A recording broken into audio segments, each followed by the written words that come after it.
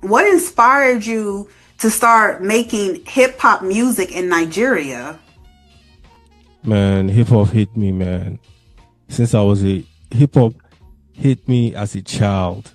I was it's hard. It was hard not to fall in love with hip hop at that point in time. I was surrounded by it. My older brothers always, they had a lot of tapes. Used to make a lot of tapes, and used to buy a lot of CDs. So I was surrounded by music from the South, and I was surrounded by East Coast music and conscious music at the same time. No Limit, Cash Money, at the same time. Lyricist Lounge, the whole Mos Def, Common, Kwali, and all that.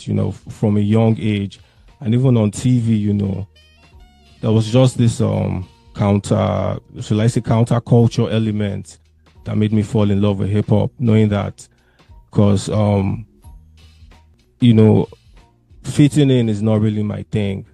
So hip hop was kind of like that safe space for me. I just society and all society has is just very strange to me. I never understood it as a child. You know, at this age I'm at, I still don't really understand it. So hip hop has always been that kind of like refuge for me since I was a child till now. You dig? So it's hard not to have fallen in love with hip hop the way I did. A lot of people over here did too. A lot of people over here because hip hop, took it, to places I'm sure it never even intended to reach.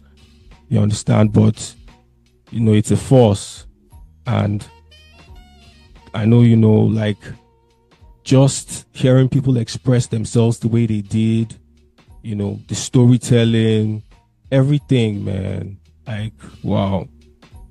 I love hip hop, man.